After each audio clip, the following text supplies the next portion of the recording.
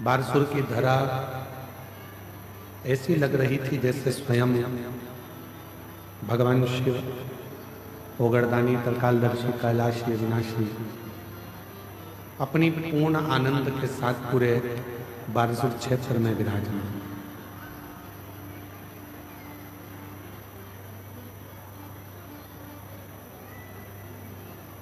कल कथा में कहा था एक मानव का शरीर,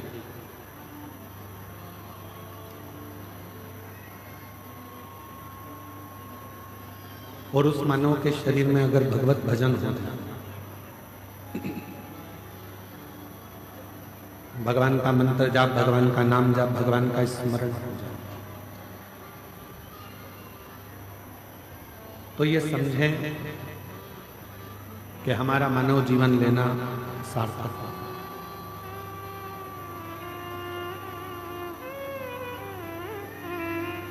क्योंकि एक तो कठिन है मनुष्य का शरीर, और भगवान ने यदि मानव का शरीर दे भी दिया और उस मानव के शरीर से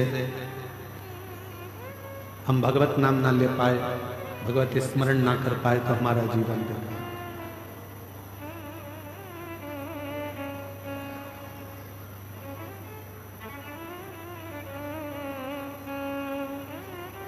मेरे परमात्मा ने सारी इंद्रियों को श्रेष्ठ दिया। ऐसी कोई इंद्रिय नहीं है जो मेरे परमात्मा ने आपको बेकार दी। नेत्र दिए दर्शन करने के लिए, मुख दिया भगवान का भजन करने के लिए, श्रवण दिए कान सुनने के लिए, हाथ दिए जितना बन जाए परमार्थ का कार्य करिए, सेवा करिए, श्रृंगार करिए, भगवान की भक्ति करिए, और चरण दिए कि प्रयास करो कि अपने घर से निकलकर शंकर के मंदिर तक जाओ और एक लोटा जल शिव जी को समर्पित कर।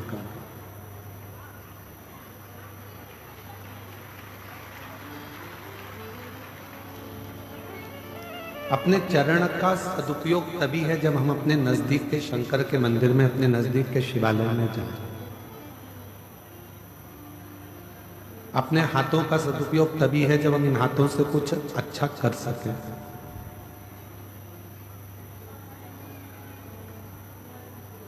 इन नेत्रों का सदुपयोग तभी है जब हम इन नेत्रों से भगवान का दर्शन कर सकें। वरना शरीर तो सबको मिलता है और फिर वो शरीर छोड़कर चले भी जाते हैं।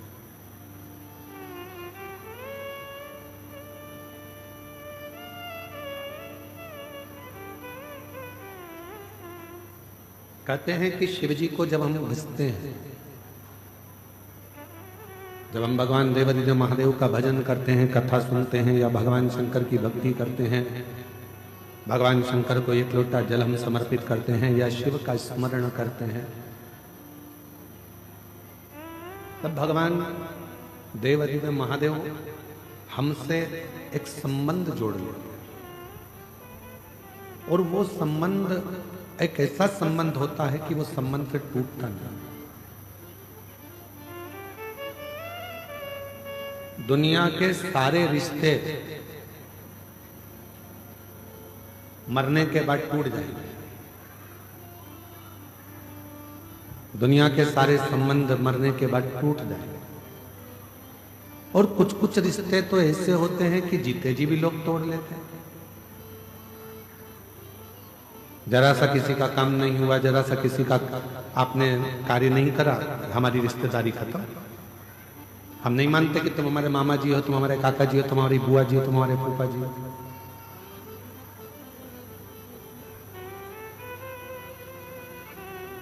आज के समय के जितने रिश्ते हैं, आज के समय के जितने संबंध हैं, रिश्ते हैं, वो सब एक व्यापारीकरण में चल रहे थे। तुम हमारा कोई काम करोगे तो हम तुम्हारा काम करेंगे, तुम हमारा ऐसा कर दोगे तो हम तुम्हारा ऐसा कर देंगे, तुम हमारे लिए ऐसा करोगे तो हम तुम्हारे लिए वैसा कर देंगे। ये आपसी का केवल लेन देन है और आपसी का व्यापार है। पर एक रिश्ता, एक संबंध होता है अपने बाप से, अपने पिता से। एक रिश्ता होता है अपनी माता से, संबंध होता है अपनी माता से, जिसमें कोई व्यापारीकरण नहीं। एक रिश्ता होता है परमात्मा से, जिसमें कोई व्यापारीकरण नहीं है।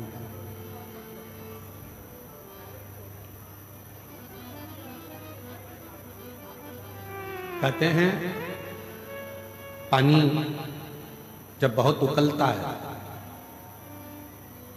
बहुत तेज उकाली उसमें आने लगती है, दूध में, सब्जी में, पानी में जब बहुत तेज उकाली आने लगती है तो उस पर भाप आ जाती है। क्यों आती है वो भाप? उसको कंट्रोल करने के लिए।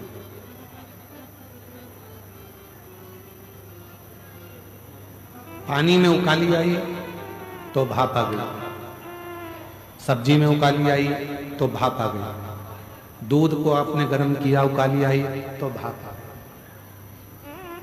भाप उकलता हुआ देखता है तो आ जाता है। उसी तरह एक हमारा जो बाप है, हमारा जो पिता है, वो भी जब हमें परेशानी में देखता है, कष्ट में देखता है, तो हमारा शिव भी हमारा पिता बनकर, हमारा बाप बनकर हमारे नजदीक है।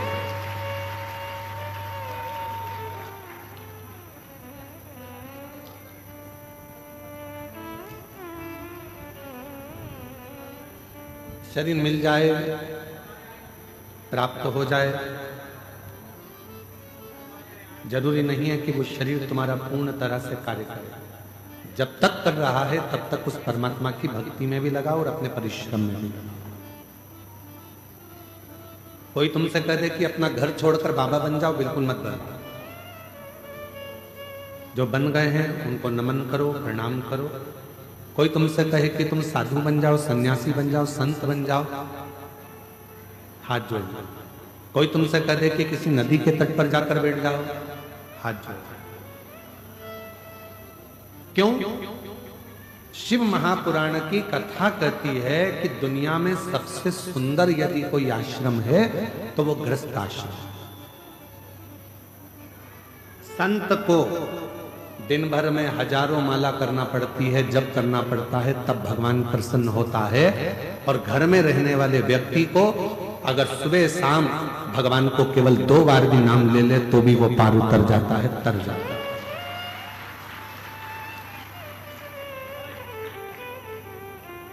संत को तपस्या करना पड़ेगी, साधु को साधना करना पड़ेगी, पर एक गृहस्थी को, घर में रहने वाले व्यक्ति को ना उसे तप करना है, ना उसे साधना करना है, ना उसे कोई योग करना है। उसे तो केवल एक काम करना है, सारी समस्या का हल बोल बम का नारा है। बस उसको अपनी जिंदगी में एक ही चीज करना है कि चलते फिरते काम करते करते भगवत नाम ले, भगवती स्मरण।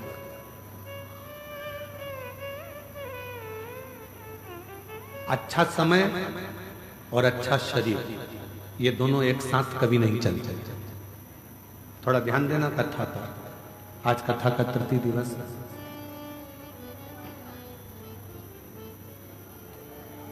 अच्छा समय और अच्छा शरीर कभी दोनों एक साथ नहीं चलेंगे। शरीर अच्छा रहेगा तो समय अच्छा नहीं रहेगा।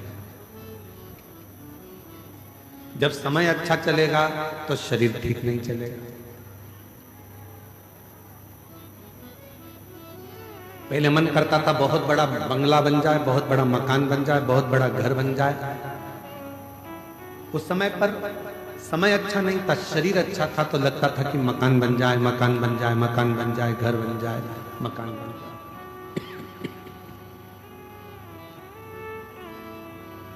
समय निकल गया, शरीर शिथिल हो गया, घुटने दुखने लगे, कमर दुखने लगी, हाथ पैर दुखने लगे। तब बच्चों ने मकान बनाया पहले मन करता था कि मकान बड़ा हो तो मैं अंदर कपड़े धो के छत पे ले जाके सुखा दूं।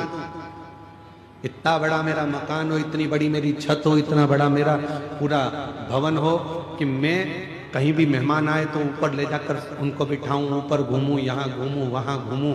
उस समय शरीर अच्छा था, समय अच्छा नहीं था। जब समय अच्छा आया तो मकान बन गया, मकान तो बन गया पर शरीर अच्छा नहीं रह पाया। अब तुमसे कोई कहे ऊपर जाके कपड़े डाली आओ तो क्या भैया हाथ जोड़ू, तू चले जा, हमारे बस का शरीर ठीक है। शरीर अच्छा था तो खाने के भी लाले पड़ जाते थे, व्यवस्था नहीं हो पाती थी, कुछ मिल पाता था, कुछ नहीं मिल पाता था। और अब समय अच्छा आ गया, बच्चे कमाने लगे, व्यापार व्यवसाय अच्छा चलने लगा, सब काम अच्छा हो गया तो मालूम पड़ा थोड़ा बहुत भी खा लो तो मालूम पड़े पेट में तकलीफ हो जाती है, शरीर सही नहीं रह पाता। समय और शरीर ये दोनों एक साथ अच्छे बहुत कम चलते हैं। और मेरी जीजियों, मेरे जीजाओं, मेरी बेटियों, बेटाओं, मेरी माताओं, मेरे बुजुर्ग माँ बाप, ध्यान रखना इस बात का, यदि तुम्हारा शरीर भी अच्छा चल रहा है और समय भी अच्छा चल रहा है तो खूब दोनों हाथों से भजन भी करो, काम भी करो, मेहनत भी करो, संघर्ष भी करो और भगवत नाम का स्मरण भी करो। अगर दोनों सही चल रहे हैं, शरीर सही चल रहा है, दौड़ दौड़ के कथा में पहुंच जाओ। अपने दंतेवाड़ा क्षेत्र में पहली बार यह कथा शिव महापुराण की आई है। शरीर अच्छा है, परिवार वालों से कहो कि मुझे लेकर चलो, मुझे कथा में छोड़कर आओ। कहां हो रही है? गिदम में हो रही है, 25-50 किलोमीटर दूर है। चलो, आज हम वनवासी क्षेत्रों में जब गए, सुबह जब हम बारसूर पहुंचे, वहां पर बहुत सारी आदिवासी जीजियों से, वनवासी जीजियों से मिलना हुआ। उनके चेहरे पे बड़ी प्रसन्नता थी। उनके मुख से निकला कि हमने शिव को देखा कि नहीं देखा, पर गुरुजी आप आ गए तो हमको लगा कि हमारा शंकर का दर्शन हमारे बारसूर में हो।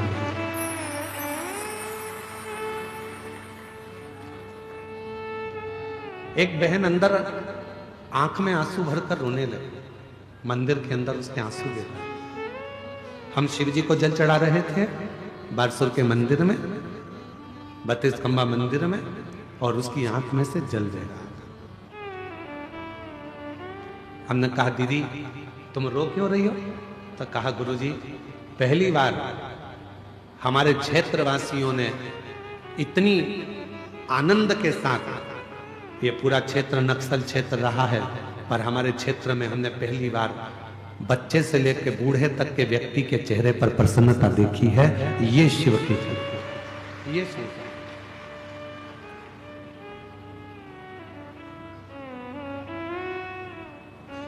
शरीर अच्छा है, भगवान ने दिया है तो इसका सदुपयोग कर लो, मेहनत करने में पीछे मत हटो।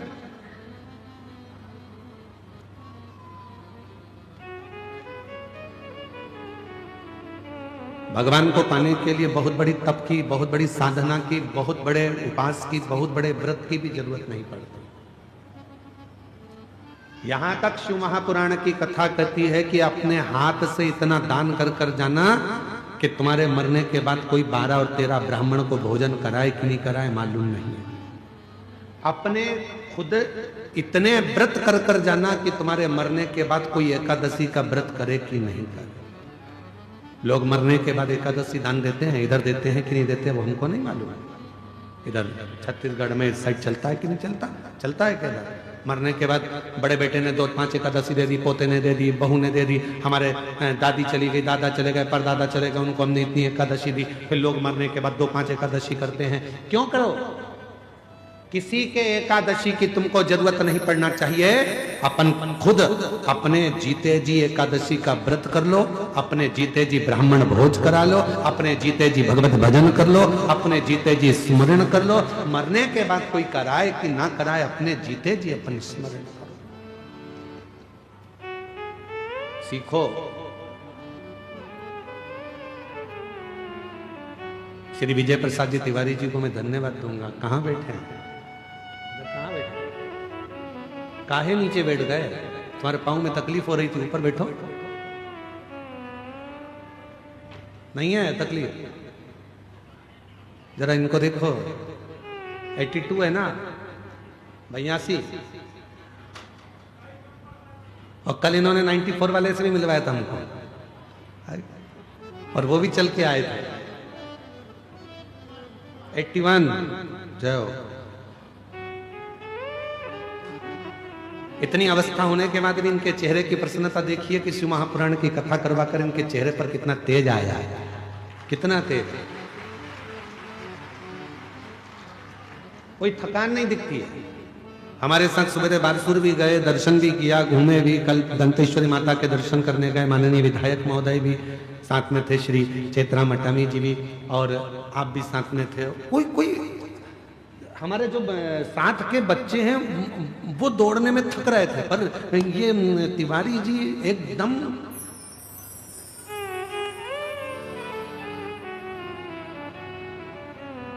फिट, एकदम आनंद में। उसका कारण क्या है? उसका कारण केवल एक है कि उससे मिलने की आस, उस परमात्मा को पाने की आस, और उस भगवान की भक्ति को धारण करने की आस हमको आनंदित कर देती है। उससे मिलन की आस। और मेरे भोले तेरा सहारा है, मेरे भोले तेरा सहारा है, मेरी नैया का तू किनारा, मेरी नैया का तू किनारा, मेरे बाबा तुझे पुकारा है, मेरे बाबा तुझे पुकारा है, मेरी नैया का तू किनारा, मेरी नैया का तू किनारा। एक शरीर के चलते चलते अपनी एकादशी करो, शरीर के चलते चलते दान करो, शरीर के चलते चलते खूब संघर्ष करो, शरीर के चलते चलते भगवत भजन करो। शरीर नहीं चलेगा तब कुछ नहीं कर सकते।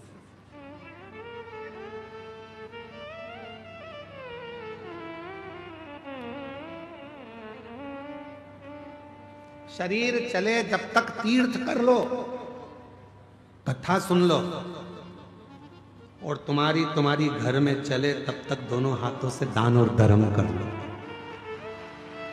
दोनों हाथों से पुण्य कर लो, सत्कर्म कर लो। जब तुम्हारे घर में नहीं चलेगी ना, 5 रुपए भी तुम अपनी किसी को दे नहीं पाओगे। यहां तक कि बेटी को भी अगर कुछ देना है तो 50 बार सोचना पड़ेगा, देऊंगी और कोई ने देख लिया तो।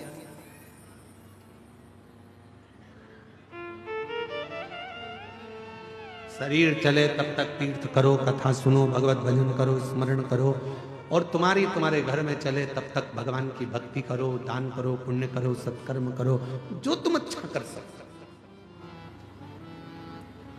फिर मौका नहीं मिलना।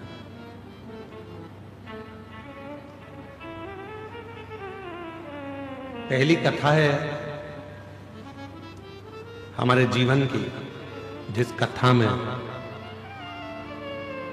इस बस्तर क्षेत्र में, नक्सल क्षेत्र में, आदिवासी वनवासी क्षेत्र में पहले भी कथा करी, पर यह पहली वनवासी आदिवासी क्षेत्र की ऐसी कथा है जिसमें आसपास के पूरे गांव के लोगों ने मिलकर 10 लाख खाने की पत्तल बनाई है, पत्ते की, भोजन करने के लिए।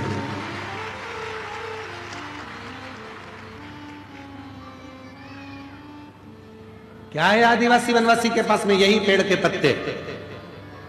तो पूछा गया कि आप इस विशाल कथा को जो आयोजित हो रही है वनवासी आदिवासी क्षेत्र में, नक्सल क्षेत्र में यह कथा चल रही है, इसमें तुम क्या कर सकते हो? अच्छा चल रहा था, अब उसमें क्यों परेशानी कर रहे हो भाई? नक्सल क्षेत्र में, आदिवासी वनवासी क्षेत्र में तुम क्या कर सकते हो? तो उन्होंने कहा कि आप बताओ। तो तिवारी जी ने कहा कि अपने जितने भी शिव भक्त यहाँ आ रहे हैं वो भोजन करेंगे, उनके लिए अपन को कहीं से प्लेट नहीं लाना, थाली नहीं लाना। उनके लिए गांव गांव से सब 2-2, 5-5, 10-10 पत्ते की पत्तल बनाओ और उस पत्तल पर लोग भोजन कर कर जाएं। हमारा वनवासी क्षेत्र की बहनों ने, जीजियों ने, जीजाओं ने, बेटियों ने, बेटाओं ने 10 लाख पत्तल निर्माण करी।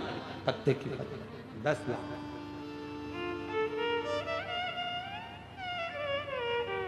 और उस पत्तल पर शिव भक्त भोजन कर रहे। कितनी प्रसन्नता, कितनी आनंदता, शिव कृपा। तो शिव कथा कह रही है समय और शरीर ये दोनों एक साथ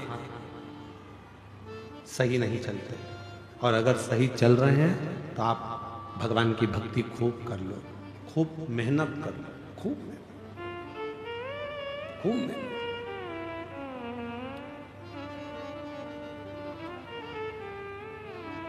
महाराज, ऐसा कोई संसार में जन्म नहीं लेता जिसकी जिंदगी में कोई दुख नहीं होता। सबके जीवन में तकलीफ है, सबके जीवन में दुख है, पर उस दुख को सिर पर लेकर चलोगे, तकलीफ को सिर पर बांध कर चलोगे तो जिंदगी को बहुत आगे तक जी नहीं सकते, जी नहीं पाओगे। कल एक मां मिली थी, वो कह रही थी गुरुजी मेरा बेटा चले गया है। आज सवेरे हम जब बारसूर गए थे तो वहां एक बहन जी कह रही थी कि मेरे बेटे को ये तकलीफ भी है और साथ में मेरा पति भी नहीं है, बहुत दुख की जिंदगी है, बहुत दुख। हमने उस बहन से एक ही बात कही कि अगर तुम्हारा विश्वास पक्का है तो एक ना एक दिन तुम्हारा बेटा चलेगा जरूर। अगर विश्वास, एक पत्र आया है,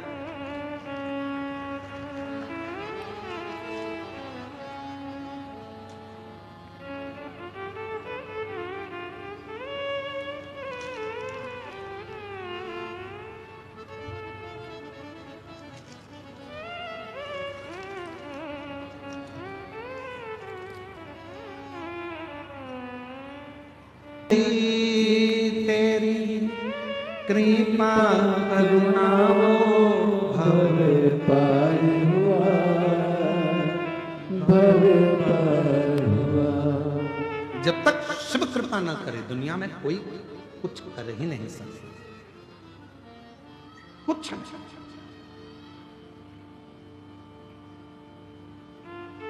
ये उसी की उदारता, ये उसी की करुणा।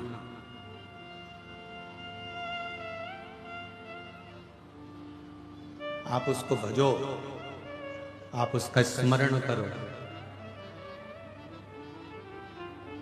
कैसे नहीं देगा वो? क्या मानते हो भोलेनाथ जी को आप? बोलो बोलो जरा, सब गिदम वाले बोलो। पिता, बहुत बढ़िया। शिव को अपना बाप मानो, क्योंकि एक रिश्ता ऐसा होता है जिसमें देना नहीं पड़ता है, वो अपने को देता रहता है हमेशा। वो बाप और बेटी का रिश्ता, वो बेटे और बाप का रिश्ता। एक सिर पर बोझ रखकर यदि तुम चलोगे, गुरुजी ये दुख है, ये दुख है, दुख है, तो आगे नहीं बढ़ पाओगे। जिस समय पर कुबरेश्वर बाबा की धरा पर सीहोर कुबरेश्वर धाम जिंदगी में जब भी पहुंचो, उस बाबा की धरा पर रहने का प्रयास करो। सीहोर आना कुबरेश्वर धाम पर तो ये विचार कर आना कि हमें होटलों में नहीं ठहरना है। सीहोर आना कुबरेश्वर धाम पर तो ये विचार कर आना कि हमको किसी के घर में या किसी होटल में जाकर नहीं ठहरना। गांव में बेटी आ जाए और मामा जी के यहाँ ठहरे या काका जी के यहाँ ठहरे तो बाप को अच्छा नहीं लगता। अगर कुबरेश्वर धाम सीहोर आओ तो किसी होटल में मत ठहरो, अगर ठहरना है तो अपने बाप के घर कुबरे भंडारी के दरवाजे पर आकर ठहरो। भले कमरा ना मिले तो कुबरेश्वर धाम पर गादी, ओढ़ने का कम्बल सब निःशुल्क मिलता है। ओढ़ो, वापस जमा कर दो, वहां कोई चीज का पैसा नहीं लगता, गादी भी बिछाओ, कम्बल भी ओढ़ो, यहाँ तक भोजन व्यवस्था निःशुल्क है। और अभी थोड़े दिन की बात है, वहाँ एक बहुत बड़ा टीन शेड बन रहा है, 400 शौचालय बन रहे हैं, वहाँ पूरी व्यवस्था हो जाएगी। तुम्हें कहीं जाने की जरूरत नहीं, किसी होटल में ठहरने की जरूरत नहीं। तुम बाप की बेटी हो, अपने पिता के घर में आई हो, तो उसी की यहाँ दरी बिछा कर सो जाओगी और वो करुणा कर कर दे। किसी होटल में ठहरने की जरूरत नहीं है। अगर आप कुबेरेश्वर धाम, आप तो केवल उस बाप के घर में आए हो, तो बाप के यहां ठहरो। पिता के घर में जब ज्यादा लोग आ जाते हैं तो दरी बिछा के ही तो सोते हो अपने बाप के घर में। बोलो बोलो, ईमानदारी से बोलो। 4-5 बहन आ गई, जमाई आ गए, बच्चे आ गए, तो पिताजी क्या कहेंगे? बेटा ये गादी पड़ी है, दरी पड़ी है, बिछा लो, सब यहाँ लाइन से सो जाओ। बस बाप के आंगन में ऐसे ही सो लो। पर उस बाप के घर एक बहन ने पत्र लिखा है। उस पत्र में उस बहन ने लिखा कि मेरे भाई ने जिद कर दी कि तू कहती है कि कुबेरेश्वर धाम वाला बाबा सब कुछ दे देता है, और तू कहती है कि बाबा सुन लेता है। मैंने 12वीं पास नहीं करी, मेरी 12th भी क्लियर नहीं हुई, मैं 12वीं पास नहीं कर पाया, क्या तेरा भोले बाबा मुझे सरकारी नौकरी दे सकता है? तो बहन ने अपने भाई से कहा कि किसी एक पंडाल में बैठकर शिव महापुराण की कथा सुन, वहां की मिट्टी को लेकर जा, और फिर शिवलिंग का निर्माण कर कर आनंद के साथ बाबा से विनती कर, देखे सुने कि नहीं सुने। वो बहन भाई को सीहोर लेकर पत्र है, पत्र उसका भी पत्र है।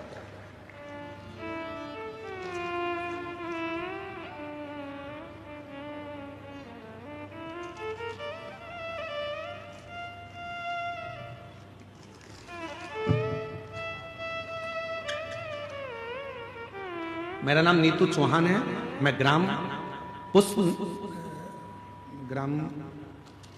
पुसनार भैरमगढ़ जिला बीजापुर से आई हूँ। कहीं बैठी हो जी? आप ही हैं? आ जाइए, एक बेलपत्र लेकर जाइए।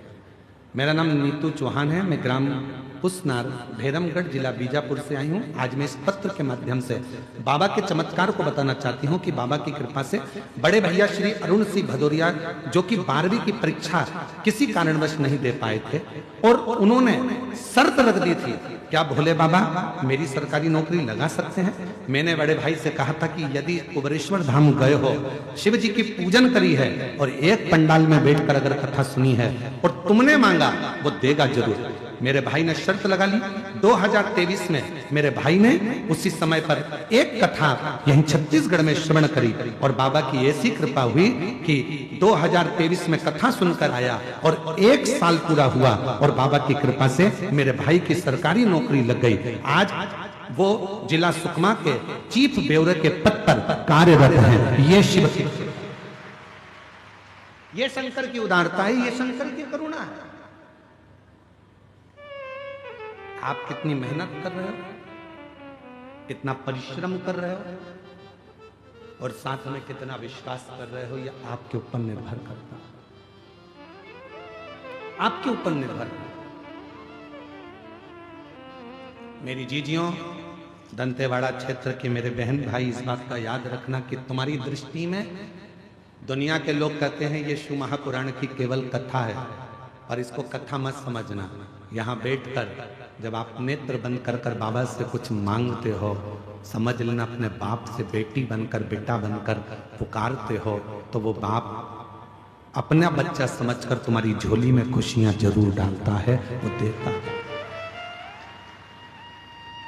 खाली न जाता कोई दर से तुम्हारे, खाली न जाता कोई दर से तुम्हारे, और मैं भी खड़ी हूँ नन्ही बाहें पसारे, अपने हृदय से लगा लो, लगा लो, गिरा जा रहा हूँ, उठा लो, उठा लो, भोले अपने दर से अब तो न टालो, गिरी जा रही हूँ, एक विश्वास, ये शरीर चले, समय अच्छा चले, तो परमात्मा की भक्ति भी करो और परिश्रम भी करो, मेहनत करो।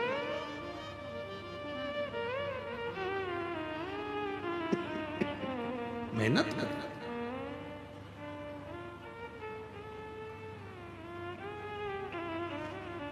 कल जो परसों एक लेटर भेजा गया था, उसमें प्रश्न था, तीसरे दिन की कथा, तीसरा प्रश्न,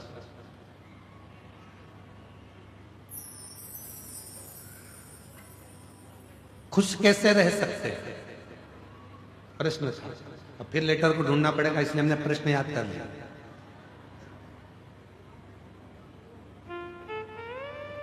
18 प्रश्न है, 18 प्रश्न में से तीसरा प्रश्न है, खुश कैसे रह सकते हैं। इसका एक ही तरीका, एक कथा को सुन लो। खुश रहने के लिए एक कथा अपनी जिंदगी में उतार लो कि एक लड़का एक गुरुजी के पास में पहुंचा और गुरुजी से बोला कि गुरुदेव, खुश कैसे रह सकते हैं।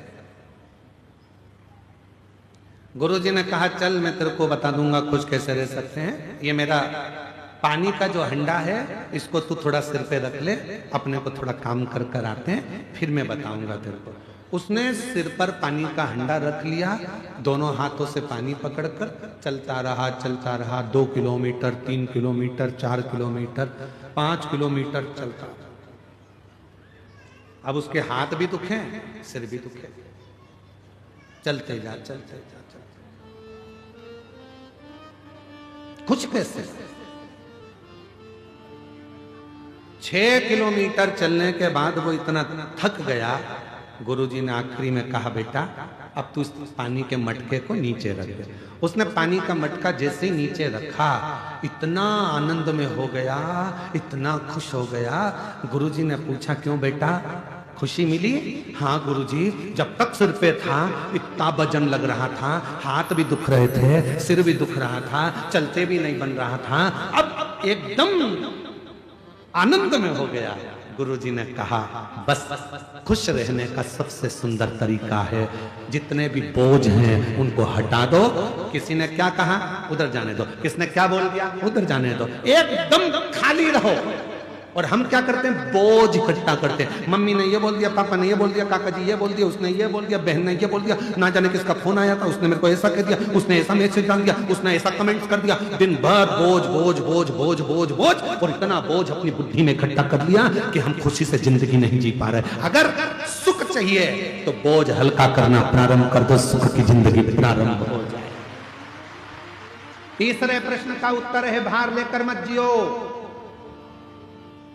जिसने 18 प्रश्न लिखे हैं, 7 दिन में हमको उसका इंतजार है। जिसने 18 प्रश्न लिख के भेजे हैं, अगर वो 7 दिन में अगर आ जाए तो मिलने व्यासपीठ पर जरूर आना, उसको मेरे को माला पहनाना है। जोरदार प्रश्न आ जाओ। बेलपति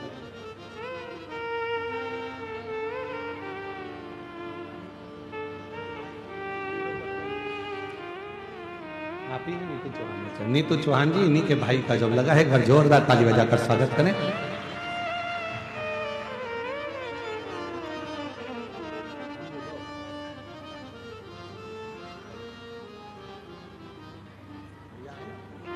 आप ही का लगा है, ये भाई हैं, इन्हीं का ही जॉब लगा है। एक बार जोरदार ताली बजाकर साधुवाद करिए। विश्वास नहीं था भोलेनाथ पर अब रोज मंदिर जाते हैं, रोज एक लोटा जल चढ़ाते हैं, इतना भरोसा बाबा पर कर लिया है। ये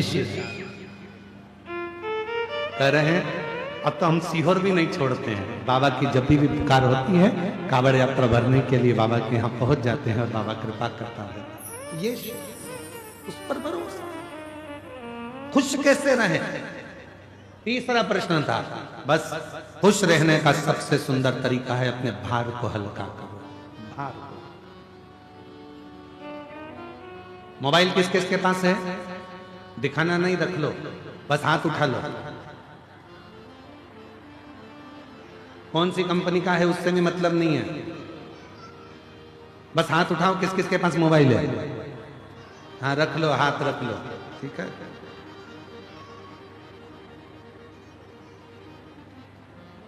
फोटो आते हैं मोबाइल में, वीडियो आते हैं मोबाइल में।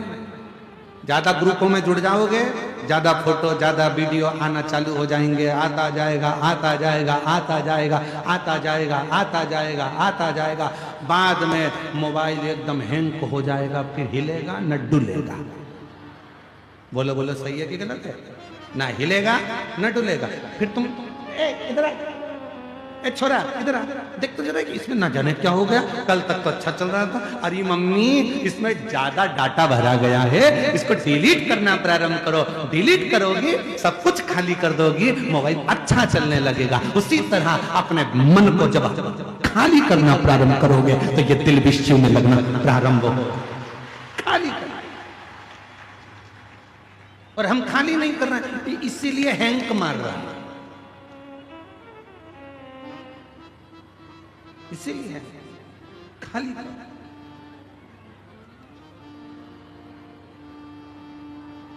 काम काम की चीज रखो जो तुम्हारे काम की है, बाकी का क्या रखा। कचरा इकट्ठा मत करो।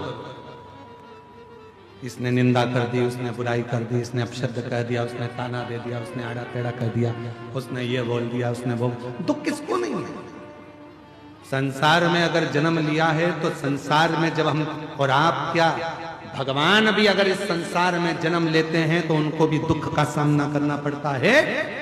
कर्म का भोग सबको भोगना पड़ता है। और हम पहले भी कहे, आज फिर कहते हैं, तुम्हारे घर के माता पिता से नहीं डरना, मत डरो। गुरु से नहीं डरना, मत डरो। संतों से नहीं डरना, मत डरो। तुम्हारे घर के बुजुर्गों से नहीं डरना, मत डरो। रिश्तेदार से नहीं डरना, मत डरो। नातेदार से नहीं डरना, मत डरो। मंत्री संतरी कलंतरी से नहीं डरना, मत डरो। किसी से नहीं डरना, मत डरो। परमात्मा से भी नहीं डरना, मत डरो। गुरुओं से नहीं डरना, मत डरो। धर्मशास्त्र से नहीं डरना, मत डरो। पर इतना याद रखना, अपने कर्म से जरूर डरना, क्योंकि कर्म का भुगतान तो भगवान को भी भोगना पड़ता है। कर्म का भोग तो परमात्मा को भी भोगना पड़ता है, उनको भी।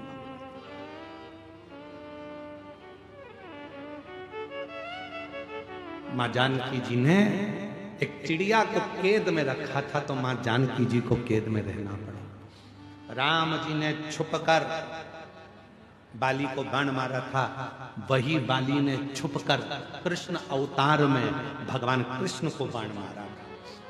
कर्म का भोग।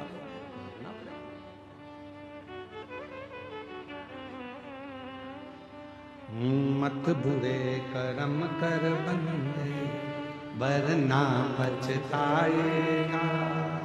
भगवान की आंखों से तू बच नहीं पाएगा, तू बच नहीं पाएगा। अरे ओ अज्ञानी मत करना, तेरे कर्म का फल भी तू ही पाएगा। जैसा किया तूने तेरे आगे आएगा। मत बुरे कर्म कर बंदे, वरना पछताएगा।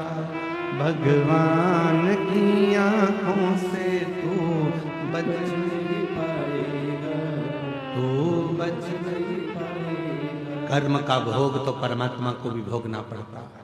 परमात्मा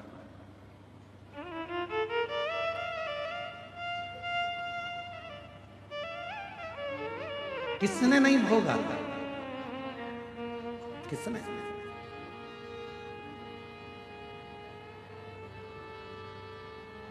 कितना सुंदर एक प्रसंग आता है।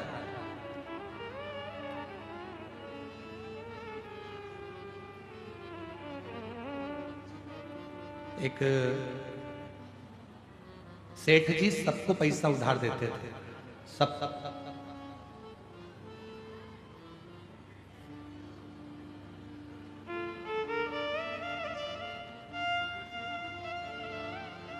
सेठ जी सबको पैसा उधार देते थे, सबको।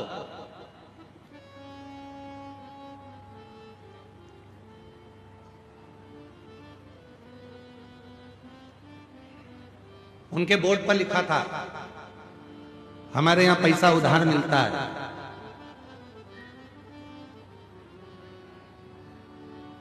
जीते जी दे देना, नहीं तो मरने के बाद दे देना।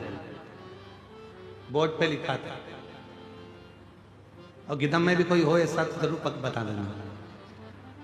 एक सेठ जी के दरवाजे पर लिखा था, हमारे यहां पैसा उधार मिलता है, जीते जी दे दो, नहीं तो मरने के बाद दे देना। 2-3 चोरों ने विचार करा कि यार सेठ जी के पास बहुत पैसा है, बहुत पैसा। एक काम करते हैं कि ये सबको उधार देता है, कौन उधार मांगे? एक काम करते हैं, आज इसकी तिजोरी का पूरा माल निपटा जाता है, सब चुरा लेते हैं। जब इतना पैसा है और सबको उधार देता है तो सब चुरा लेते हैं, सारा के साथ। ठीक है।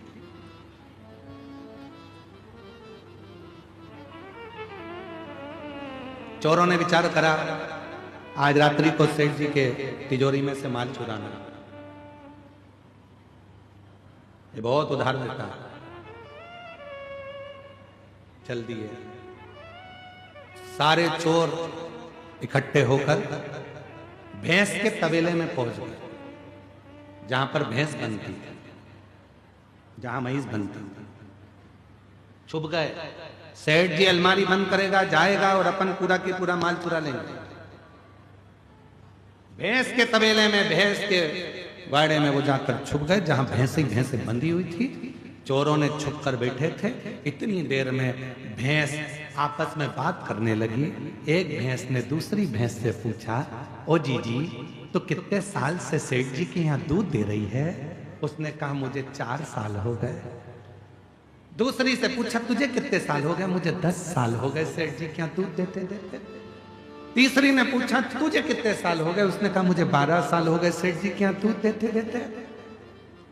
सब आपस में बात कर रही थी। इतने में एक बूढ़ी भैंस के पास में पहुंची। एक भैंस उससे पूछा, तू कितने सालों से दूध दे रही है? कि मेरी पूरी जिंदगी यही दूध देते देते निकल गई। सेठ जी नोच नोच के दूध निकाल लेता है। तो उसने पूछा बूढ़ी भैंस से, एक बात बता, आखिर अपन सब सेठ जी के घर में इतना दूध क्यों दे रहे हैं? कि सेठ बहुत समझदार है, उसने दरवाजे पर लिख कर रखा है, उधार लिया है, जीते जी दे दो, नहीं तो मरने के बाद देना। मैं जीते जी नहीं दे पाई, इसलिए मरने के बाद भैंस बन के निचोड़ निचोड़ के निकाले जा रहा है, सारा दूध निकाले जा रहा है, सारा। इसलिए मेरी जीजियों, मेरे जी जाओ, सावधान इंडिया, सावधान हो जाओ।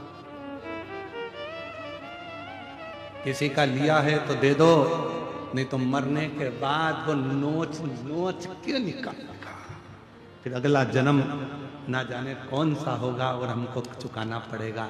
भगवान की कृपा है जो अच्छे कुल में जन्म लिया, भगवान की कृपा है अच्छे घर में जन्म लिया, भगवान की कृपा है अच्छी पत्नी, अच्छे बच्चे मिले, भगवान की कृपा है जो 2 रोटी खाने को मिली, भगवान की कृपा है जो पूरा शरीर अच्छा दिया, और भगवान की कृपा है जो कहीं अच्छे लोगों से मिला दिया, ये उसकी कृपा है। इसलिए प्रयास करो कि अच्छा कर्म कर कर जाना, बुरा कर्म कर कर उसके सामने पहुंचो तो मुख दिखा सकते, मुख दिखा सकते,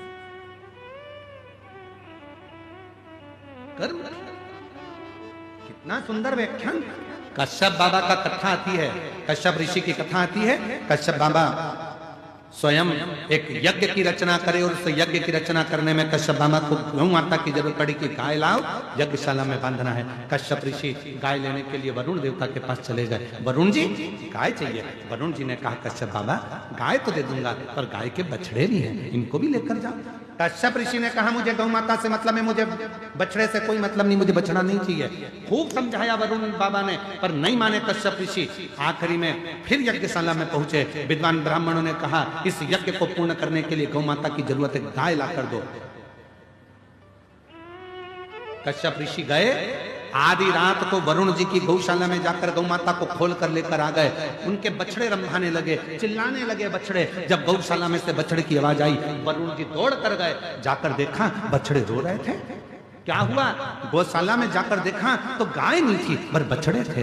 मालूम पड़ा कि कश्यप ऋषि यज्ञ को कराने के लिए गाय लेकर चले गए। बछड़े खोलकर कश्यप बाबा के यज्ञशाला में वरुण जी पहुंच गए। वरुण जी ने कहा, कश्यप बाबा आप यज्ञ करो, मना नहीं है, आप गौ माता को रखो, मना नहीं है, पर इन बछड़ों को भी साथ में रखो। गाय बिना बछड़े के कैसे रहेगी? बछड़े के बिना गाय सुनी और गाय के बिना बछड़ा सुना। कश्यप ऋषि नहीं माने, यज्ञ करने के लिए केवल गौ माता की जरूरत है, इसलिए गाय को रखूंगा, बछड़ा नहीं चाहिए। वरुण जी ने हाथ जोड़ लिए, आप या तो गाय वापस कर दो या फिर बछड़े रखो। पर कश्यप बाबा नहीं माने। आखिरी में वरुण जी जाते जाते कह दिया, सुनो कश्यप ऋषि, तुम ऋषि हो गए अपनी जगह के, संत हो गए अपनी जगह के, मैं वरुण आज श्राप देता हूं, तुम्हारा अगला जन्म वसुदेव के रूप में होगा। और जैसे मेरे बछड़े अपनी गाय के लिए रो रहे हैं, वैसे ही तुम भी अपनी औलाद के लिए रोओगे। और वो वसुदेव जी के घर में बच्चे हुए और रोना वसुदेव बाबा को पड़ा, रोना वसुदेव जी को पड़ा। कर्म का दंड मनुष्य को भोगना है। अगर परमात्मा ने हमको अच्छा हाथ दिया, अच्छा पांव दिया, नेत्र दिया, शरीर दिया, सारा शरीर अच्छा बनाया, परमात्मा को धन्यवाद देना कि तेरी कृपा से प्राप्त हुआ, तूने दिया, तेरी करुणा से।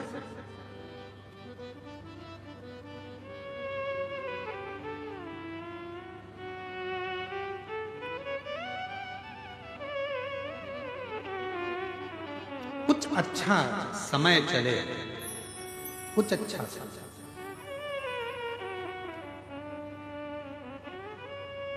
कल एक पत्र पढ़ा था इंजीनियर साहब का, कल वो आ नहीं पाए थे शायद, उनका आज एक पत्र वापिस आया।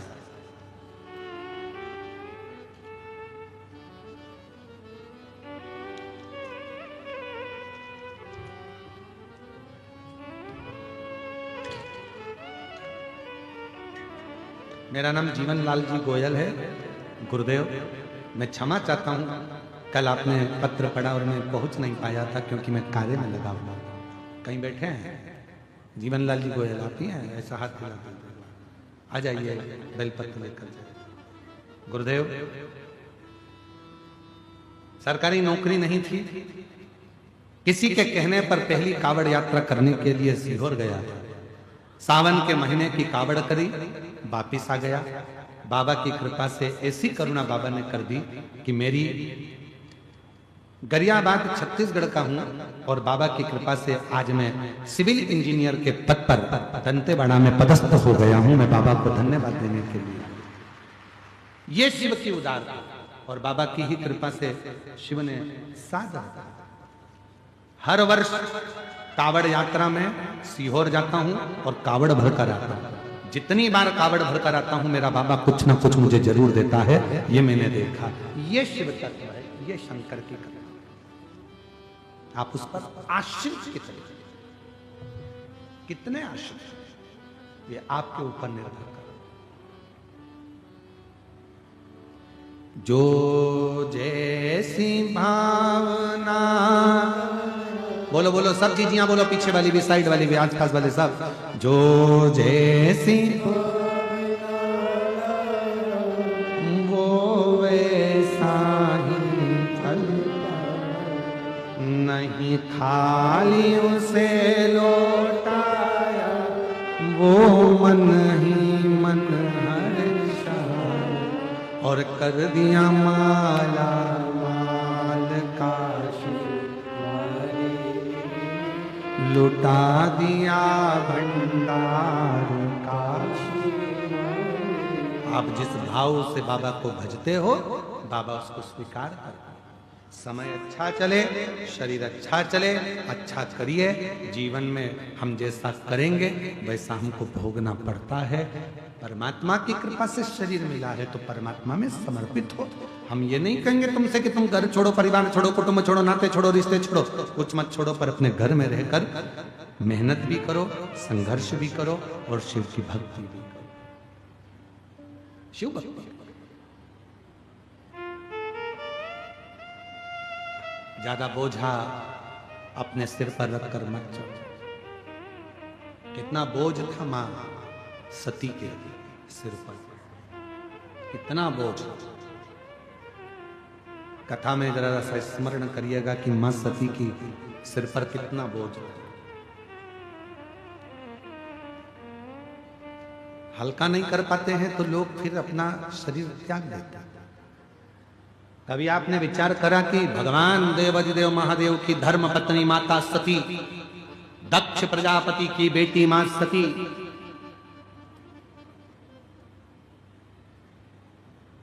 कोई साधारण थी क्या? पर इतना डिप्रेशन में पहुंच गई मां सती, इतना टेंशन मां सती की जिंदगी में हो गया, इतना चिंता मां सती के जीवन में आ गई।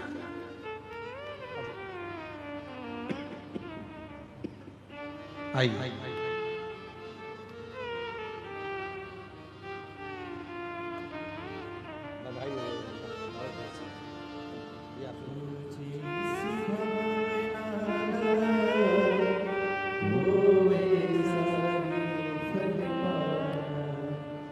नहीं खाली उसे,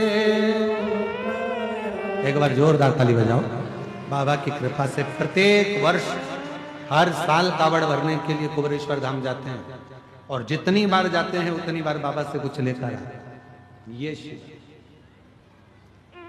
मां सती की जिंदगी में कितना कितना भार होगा, जरा विचार करिएगा। मां सती के जीवन में कितना कितना भार मस्तक पर चढ़ गया होगा जो मां सती ने अपने प्राणों को त्याग दिया। मां सती ने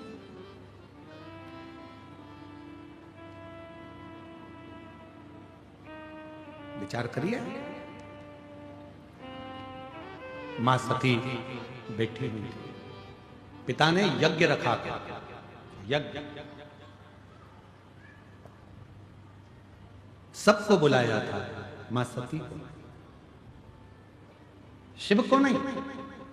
सब आए हैं यज्ञ में, पर भगवान देवाधिदेव महादेव के पास में कोई पत्र नहीं गया, कोई बुलावा नहीं गया, कोई बुलाया नहीं गया, कोई ने जाकर सूचना नहीं दी कि दक्ष प्रजापति के यहां यज्ञ है, तुम आओ। बल्कि यज्ञ के पहले दक्ष प्रजापति ने एक सभा रखी थी। उस सभा में भगवान देवाधिदेव महादेव बैठे थे और सब बैठे हुए थे।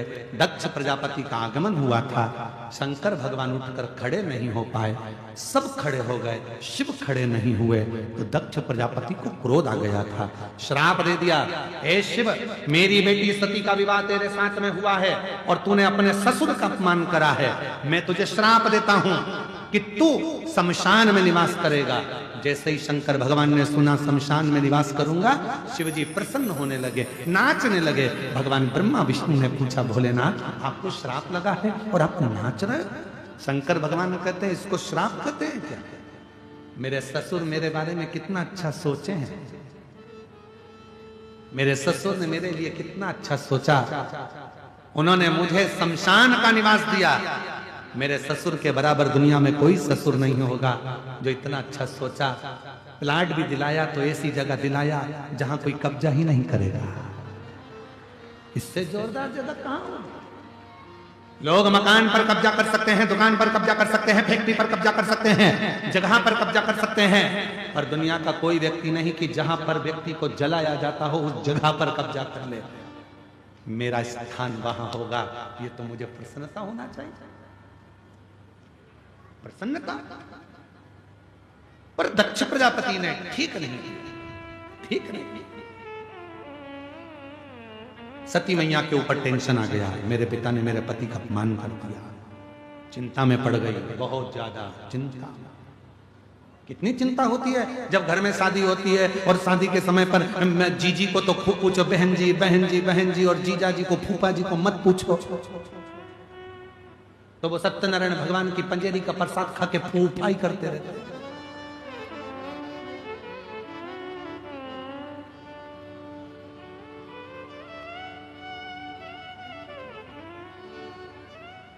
एक ही नाम है जो आज तक चेंज नहीं हुआ। जीजा जी जीजू हो गए, मामा मामू हो गए, चाचा चाचू हो गए, केवल एक ही है वो आज तक चेंज नहीं हुआ, फूफा। इनको किसी ने फूफू नहीं किया, बस एक ही चेंज नहीं। बाकी के सब चेंज हो गए, वो चेंज ही नहीं होती।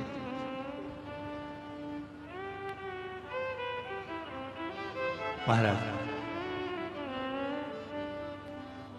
शिव कथा कर रही है, भगवान शंकर का चरित्र कर रहा है, शिव पुराण कर रही है। सती मैया को थोड़ा भार बढ़ने लगा, मेरे पति का अपमान हो गया, मेरे पति को अपशब्द कहा गया, मेरे पति को ताना दिया गया, मेरे पति को आड़ा टेढ़ा कहा गया, मेरे पति को अपशब्द कहा गया। चिंता बढ़ती गई और चिंता क्या बढ़ी, जब सबको बुलाया और सती माता के यहाँ कोई पत्र ना आया, तब और ज्यादा मस्ती टेंशन में पड़ गई, भार बढ़ गया।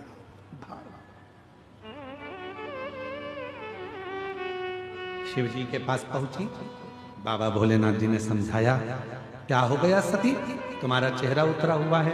सती ने कहा, प्रभु मेरे पिताजी के यहाँ यज्ञ है, सबको बुलाया पर अपने को नहीं बुलाया। शंकर भगवान बोले, कितनी अच्छी बात है, सबको बुलाया अपने को नहीं बुलाया, कुछ देना भी नहीं पड़ेगा, उनको मालूम है इनकी परिस्थिति ठीक नहीं है तो क्या देंगे, इसलिए नहीं बुलाया होगा, चिंता मत करो, तुम तो अपने घर में आराम से रहो। सती कहने लगी, ऐसी कोई बात होती है, ठीक है। सती को समझा दिया। थोड़ी देर बाद वहीं से देव ऋषि नारद निकल कर चले गए, श्रीमन नारायण। और जैसे ही नारद जी निकल कर गए, सती मैया ने नारद जी को देखा, नारद जी को देखते से सती ने अपना चेहरा नीचे कर लिया, पर देवऋषि नारद ऊपर से नीचे आ गया और नीचे आके श्रीमन नारायण, श्रीमन नारायण। सती मैया ने कहा, लड्डू खाओगे? नारद जी बोले, नहीं, अब तो तुम्हारे पिताजी के घर खाएंगे। अच्छा, तो तुम भी जा रहे हो? हाँ। तो इतने में देवऋषि नारद ने कह दिया, मैया तुम्हारे यहाँ पत्र नहीं आया, तुम्हारे पिता अपने दामाद को भूल गए। सती मैया बोली, अब तो ऐसा होता है कि घर के लोगों को पत्र की जरूरत नहीं पड़ती है, इसलिए नारद जी तुम जाओ। तो नारद जी ने कहा, जब पत्र की जरूरत नहीं है तो तुम हमारे साथ चलो, हम तुमको घुमा के लाते हैं यज्ञ में। ना ना, नहीं जाऊंगी मैं, पति की आज्ञा नहीं, मैंने। नारद जी चले गए। थोड़ी देर बाद में गरुण जी जा रहे थे, उन्होंने भी यही कहा, वरुण जी जा रहे थे, उन्होंने भी यही कहा। सती के मन में उत्कंठा, जाओ। समझा रहे हैं शिव। आज भगवान शंकर समाधि में भी नहीं बैठे, अपनी धर्म पत्नी सती को समझाते रहे। देखकर ललायित मत, ललायित मेरी जीजियों, दीपावली पर किसी के घर में भी मिलने जाओ, पर उसके घर के पर्दे से और उसके घर के जेवर से मतलब मत रखो। दूसरे के यहाँ मिलने जाते हो दिवाली पर, उसके घर की पेंटिंग और उसके घर के पर्दे देखकर आती हो और घर में आके प्राण खाती हो। अपन को बेसी लाना है, बेसी चूड़ी बनवाना है, बेसी मंगलसूत्र बनवाना है, बेसी मंगलसूत्र लाना है, बेसी पायजेब लाना है, बेसी तगड़ी लाना है। दिन रात दिन रात दिन रात दिन रात क्लेश। और आखिरी में पति दिला भी देता है, जब एक दिन ऐसा आता है करवा चौथ का। इधर होती है करवा चौथ की? नहीं होती है? अरे जम के तो बोलो, होती है। एक दिन ऐसा आता है करवा चौथ का कि पति बेचारा अब जिद कर रही है तो दिला भी देता है, ना जाने कहां कहां से कर्जा वर्जा कर कर गले में एक छोटा सा पेंडिल दिला देता है। पर जिस दिन वो करवा चौथ की पूजन करती है और वो अपने पति का चलनी में मुंह देखती है, ये तो पति को देखती है, पति उसके गले का मंगलसूत्र 50,000 का देखता है।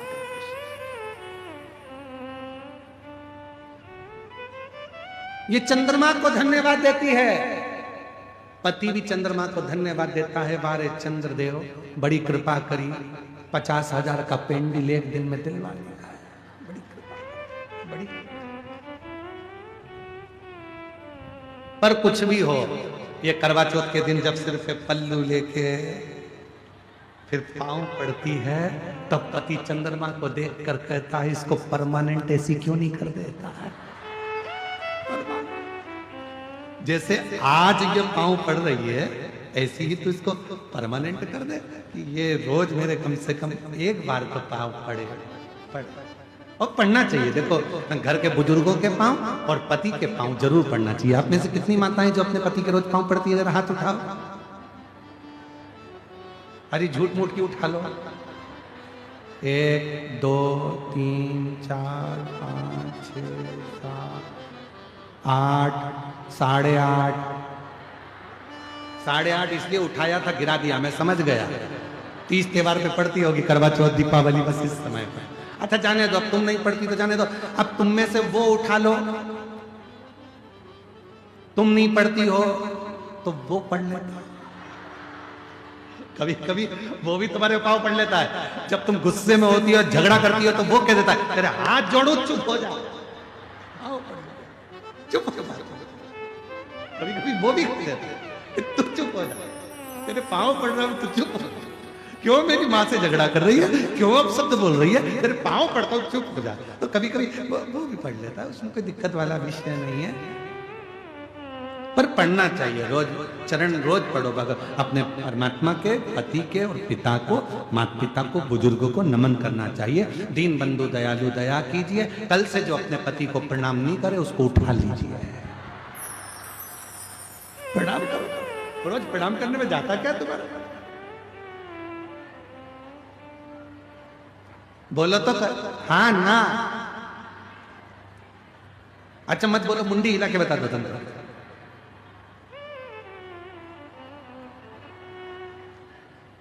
करना चाहिए, रोज प्रणाम करने में थोड़े ना कुछ घटता है, अपना कुछ नहीं करता।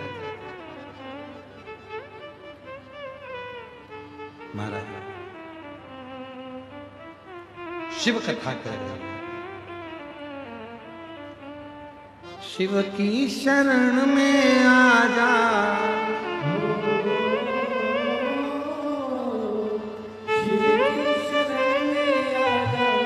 भोले की शरण में एक बार आजा, आजा भोले की शरण में एक बार आजा, आजा भोले की शरण में।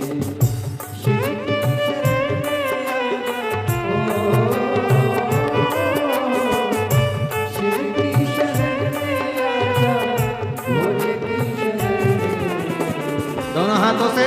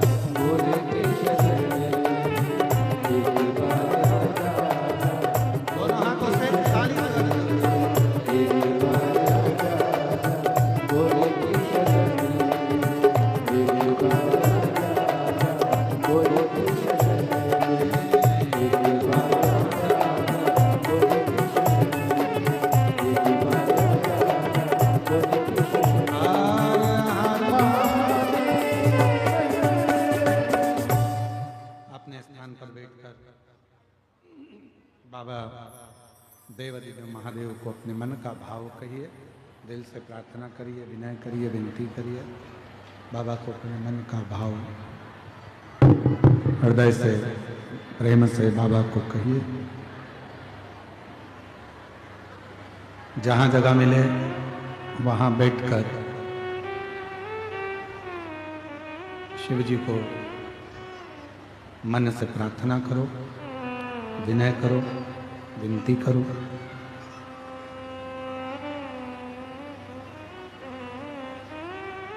साथ में बोलिएगा, हृदय से भाव से निवेदन करिए।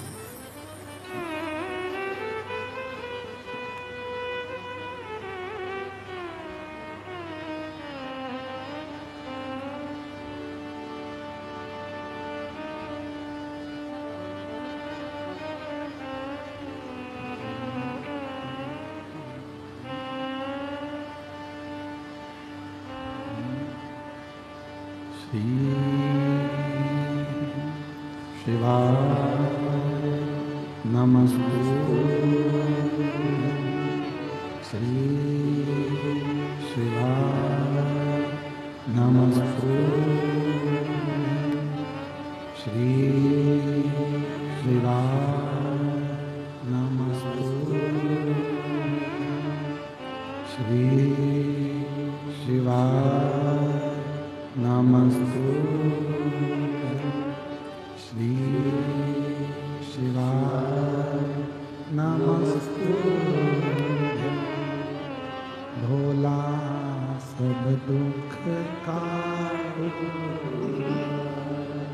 ओ भोला सब दुख काटो। शिव शंकर जपूं तेरी माला, भोले बाबा जपूं तेरी माला। भोला सब दुख काटो मारा, ओ भोला सब दुख काटो। वेश है मंगलकारी, वेश है मंगलकारी। शमशान वासी, शमशान वासी, ओ भोला सब दुख काटो, ओ भोला सब दुख काटो।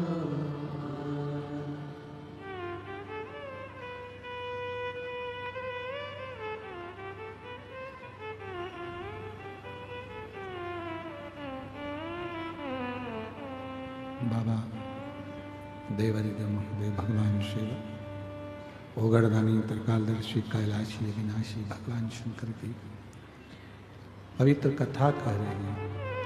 शिव महापुराण की कथा वर्णन कर रहे हैं। शिव तत्व कह रहा है। सती मैया ने सबकी सुनी, भार बढ़ता गया।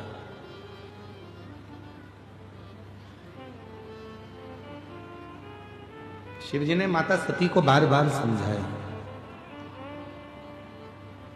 सती जरूरी नहीं है कि हमारे यहां पत्र आए और जरूरी नहीं है कि हम यज्ञ में जाएं। जरूरी यह है कि जो यज्ञ हो रहा है वो अच्छे से हो जाए। कितना सुंदर बात भगवान देवाधिदेव महादेव ने कही। आप भी अपनी जिंदगी में ये उतारिए। कोई अच्छा काम हो रहा हो, हाथ आगे बढ़ाकर उस कार्य में सहयोग प्रदान करो। टांग मत अड़ाओ, हाथ थोड़ा सा आगे बढ़ाओ, जिससे हमारे क्षेत्र में, दंतेवाड़ा क्षेत्र में, गिदम में जो इतना दिव्य और भव्य जो आयोजन हो रहा है, शिव की कृपा से बाबा कुबेर भंडारी यहाँ आए हैं कथा करने के लिए, तो बाबा की कृपा से ये सफल है। इसको आगे बढ़ाने का प्रयास है, वो बड़े।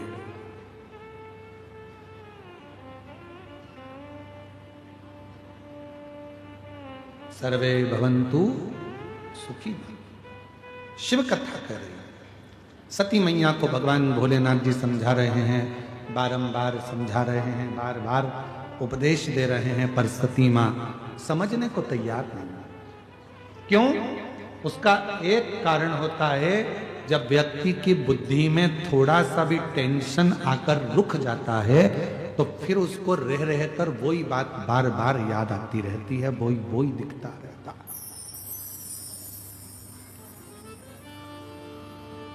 मेरी जीजियों, मेरे जीजाओं, मेरी बेटियों, बेटाओं, मेरी माताओं, मेरे बुजुर्ग माँ बाप, ध्यान रखना, जब भी चिंता में घिरो तो एक बार अपने घर में लगे हुए दर्पण को, कांच को अवश्य देखा करो कि दर्पण कैसा होता है। उसके सामने जो आता है वो खड़ा होता है, वो दिखता है, और जैसे ही कोई हट गया दर्पण पूरा खाली हो जाता है। उस दर्पण से हमको सीखना चाहिए कि ज्यादा अपने अंदर भरना नहीं है, दर्पण एकदम खाली है, आओ सामने खड़े हो जाओ, भरा दिखेगा, हट गए दर्पण खाली हो जाएगा। उसी तरह अपने अंदर ज्यादा अभिमान, अहम, अहंकार या किसी भी तरह के कोई विचारों को हम ज्यादा भर लेंगे तो वो हमको जीने नहीं देंगे, वो हमको जीने नहीं देगा।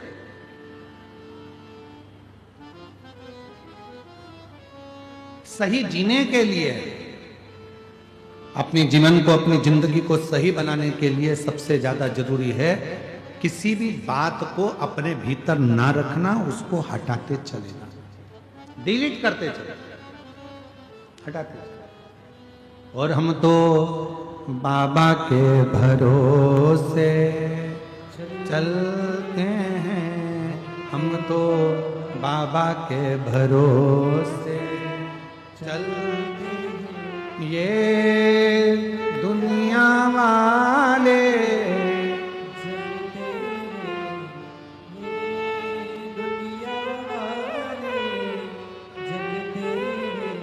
हम तो बाबा के भरोसे चलते हैं, डमरू वाले के भरोसे चलते, काशी वाले के भरोसे चलते हैं। अपने भगवान के आश्रित होकर उसके भरोसे पर चलो, बिना चिंता के। सती मैया ने बहुत सारा भार ले लिया और बहुत टेंशन लेने के बाद मां सती आखिरी में शिव जी का कहना नहीं माना, प्रणाम किया मां सती ने और चल दी अपने पिता के घर।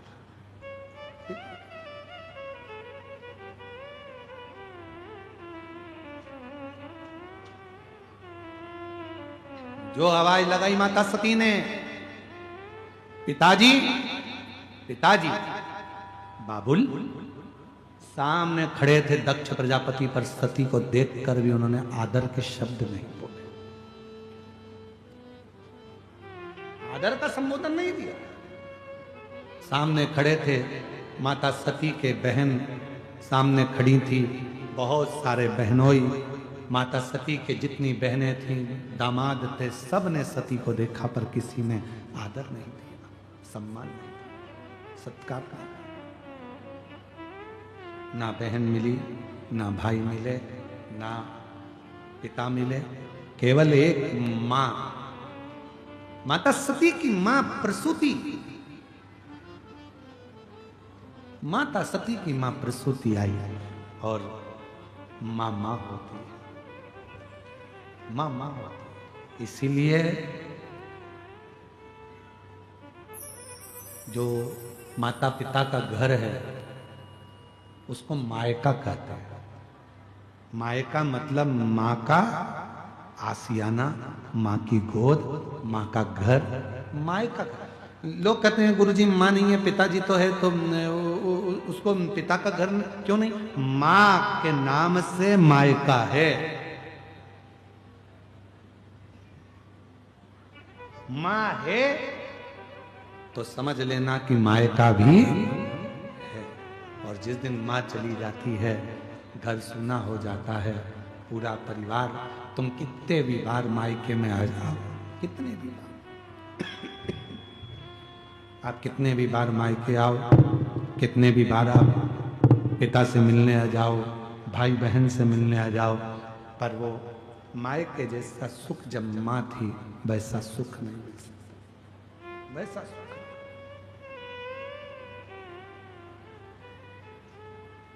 इसलिए मेरा निवेदन मेरी जीजियों से, जीजाओं से, मेरी बेटियों से, मेरे बेटाओं से, मेरे बुजुर्गों से एक निवेदन करूं, बूढ़ी से बूढ़ी मां भी हो जाती है तो भी उसको अपने मायके की याद आती है। कितनी भी बूढ़ी हो जाए, मायके वालों को चाहिए, भले बाप मां ना हो पर भाभी और भैया को चाहिए कि अपनी बूढ़ी से बूढ़ी बुआ को भी, अपनी से बूढ़ी बहन को भी एक बार तो फोन कर लिया, एक याद कर।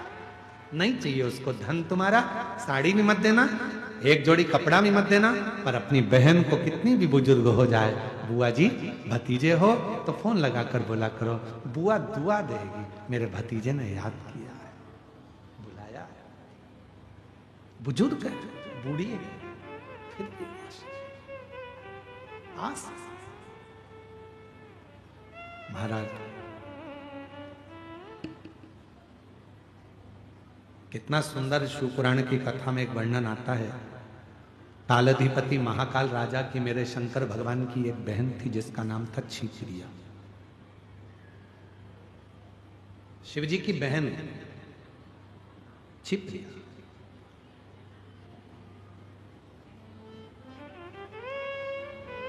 भगवान देवाधिदेव महादेव तो समाधि में लीन रहते थे, शंकर भगवान साधना में लीन रहते थे, पर जब जब कोई त्योहार आता था तब भगवान श्री गणेश जी महाराज, षडानंद कार्तिकेय जी महाराज, रिद्धि सिद्धि सब अपनी बुआ क्षिप्रिया से मिलने के लिए जाते थे। इसलिए आज भी उज्जैन में मां क्षिप्रा के तट पर हर सिद्धि है, मां क्षिप्रा के तट पर विनायक हैं, भगवान श्री गणेश जी हैं, मां क्षिप्रा के तट पर काल भैरव हैं, मां क्षिप्रा के तट पर सारे 33 कोटि देवता, 84 महादेव सब क्षिप्रा के तट पर विराजमान है। गणेश जी अपनी बुआ से मिलने के लिए जाते थे, भगवान शंकर जी की बहन क्षिप्रिया से मिलने के लिए जाते थे। एक नियम बनाओ, आप बुआ के घर नहीं जा सकते, आप बहन के घर नहीं जा सकते, तो कम से कम महीने में, 2 महीने में, 4 महीने में, 6 महीने में एक बार उसको याद कर लिया करो, बुआ जी कैसी हो, भले बूढ़ी हो गई, शरीर शिथिल हो गया, 60 साल, 70 साल, 80 साल की हो गई, पर तुम्हारा एक फोन उसको ऊर्जा दे देगा, उसको लगेगा मेरा मायके का कोई बैठा है जो मुझे याद करता है। मेरे मायके का नहीं चाहिए। तुम्हारा धन उसका पति खूब लाता है, कमाता है, देता है, पर तुम्हारे धन की उसको जरूरत नहीं है, तुम्हारे वैभव की उसको जरूरत नहीं है। जैसे मेरे शंकर भगवान को तुम्हारे वैभव की जरूरत नहीं, मेरे शंकर भगवान को तुम्हारी दौलत की जरूरत नहीं, मेरे शंकर भगवान को तुम्हारे धन की जरूरत नहीं, मेरे शंकर भगवान को तो केवल तुम्हारे निर्मल मन की जरूरत है। तुम दिल से पुकार लोगे, शिव तुम्हारे सामने आकर प्रकट हो जाएगा, करुणा कर देगा। उसको तुम्हारे धन की या दौलत की या संपदा की जरूरत नहीं पड़ती। एक पत्र है, अच्छा है, देखिए।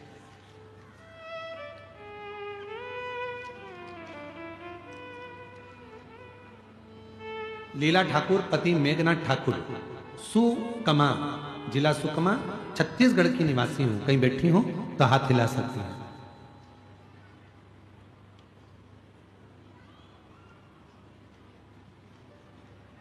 कहीं बैठी हैं तो हाथ हिला सकती हैं। बच्चा आया हो साथ में तो उसको ला सकती हैं। गुरुदेव, मेरी शादी को 16 साल हो गया था, मेरी शादी को 16 साल हो गया था, मेरे एक भी बच्चा नहीं था। डॉक्टर के पास जाने से बोलते थे, पर कुछ भी डॉक्टर कहते नहीं थे, गर्भ नहीं ठहरा। आखिरी में बाबा पर भरोसा कर कर शिव मंदिर जाना प्रारंभ करा। एक लोटा जल चढ़ाती, पशुपतिनाथ का व्रत करती, और बाबा की कृपा से आज 16 साल के बाद मेरे घर में संतान हुई है। 2022 में मेरे घर 16 वर्ष के बाद संतान हुई। मैं बाबा को यहाँ प्रणाम करने के लिए आई हूँ। एक पत्र और देखिए। गुरुदेव, मेरा नाम श्रीमती प्रीति गुप्ता है, पति का नाम श्री शिव प्रसाद गुप्ता है। कहीं बैठे हो हाथ हिला सकते हैं, अगर कहीं बैठे हो तो हाथ हिला दें। आ जाइए, एक बेलपत्र लेकर जाइए। बच्चे आए हैं साथ में, उनको भी ले आइए। मेरा नाम प्रीति गुप्ता है, पति का नाम श्री शिव प्रसाद गुप्ता है। ग्राम कोंडागांव, जिला कोंडागांव, तहसील कोंडागांव में से आए हैं। गुरुदेव, एक लोटे जल का क्या वर्णन करूं। मेरी पुत्री बड़ी वाली 16 वर्ष की है और छोटी पुत्री 13 वर्ष की है। कुछ महीने पहले मुझे पता चला कि मुझे मधुमेह की बीमारी हो गई और बहुत ज्यादा तकलीफ बढ़ने लगी, क्योंकि कोई पुत्र की कामना करती थी पर संतान नहीं था। बाबा, बेटियां तो दो थी, लोग कहते भी कुछ कुछ थे, ना जाने कितने ताने देते थे बेटियों के, माँ बाप कह कहकर पुकारते, पर बेटा नहीं जानती। पर बाबा पर भरोसा करा, आपकी कथा सुनी, कथा सुनना प्रारंभ करा, एक लोटे जल का महत्व समझी और एक लोटा जल शंकर भगवान पर चढ़ाना शुरू किया। और मैं आपके कुबेरेश्वर धाम रुद्राक्ष महोत्सव में शामिल हुई। आपकी कथा में कांकेर में उपगांवों के पंडाल में भी सुना, पशुपतिनाथ का व्रत रखा और आपके कहे अनुसार जो भी भक्त पंडाल में कथा सुनते हैं उनकी मनोकामना पूर्ण होती है, ऐसा जानकर मैंने भी कथा सुनी। बाबा की कृपा से बड़ी बेटी 16 साल की, छोटी बेटी 13 साल की, और बाबा की कृपा से ऐसी बाबा ने करुणा कर दी, जिस पुत्र की कामना थी 28 अगस्त 2025 को बाबा भोलेनाथ की कृपा से मेरे घर पुत्र रत्न की प्राप्ति हुई। मैं बाबा को यहाँ प्रणाम करने के लिए आई हूँ।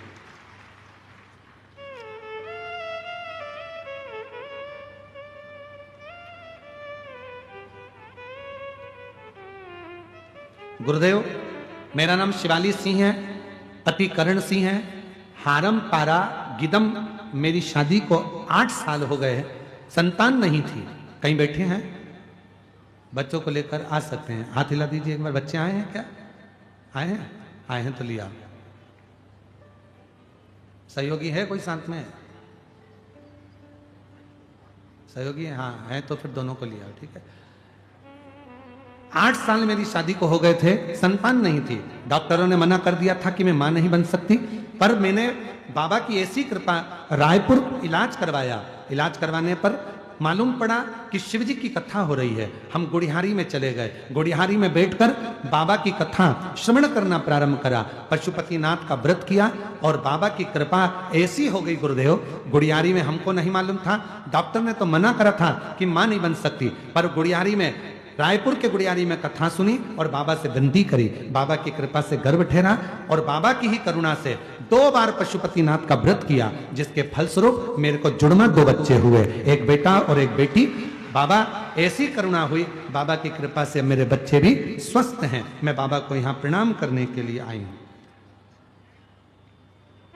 और तेरी कृपा का कब किस पर हो जाए, जरा सी हम पर कर दो, जरा सी हम पर कर दो। जिस पर भी हो गई तेरी कृपा करुणा, वो भव पार हुआ, भव पार हुआ। पापी हो चाहे कितना, उसका भी बाबा उद्धार हुआ, उद्धार हुआ। गिद्ध अजामिल गंगा जैसे तेरे मन को भाई, जरा सी हम पर कर दो, जरा सी हम पर कर दो। तेरी कृपा का 16 वर्ष के बाद हुआ है। एक बार जोरदार ताली बजाकर साधुवाद कर। हर हर महादेव, बोलो हर हर महादेव। प्रणाम करो बाबा को, प्रणाम, नमन करो बाबा को, प्रणाम करो। चल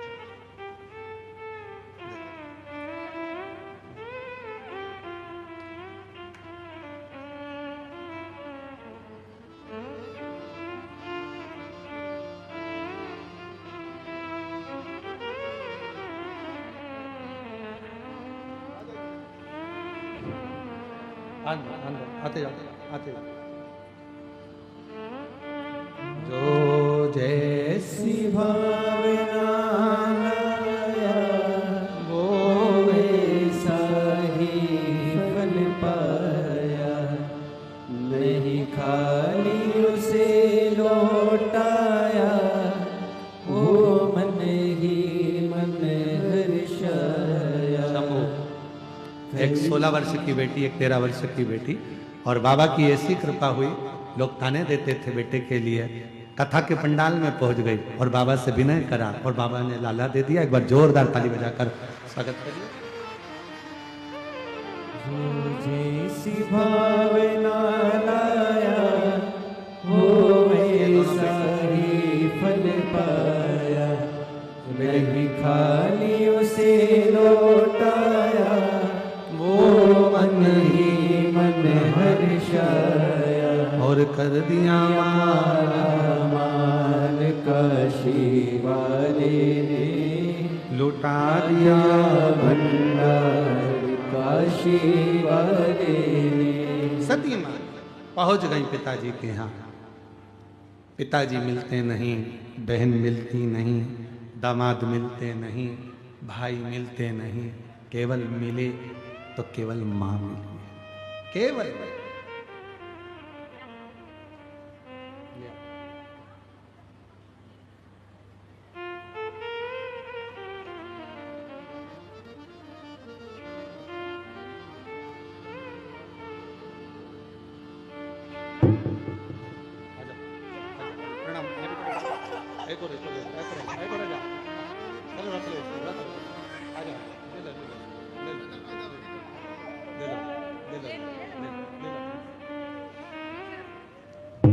जुड़वा एक बेटा एक बेटी 8 साल के बाद बाबा ने दिए हैं, दोनों जोरदार कर।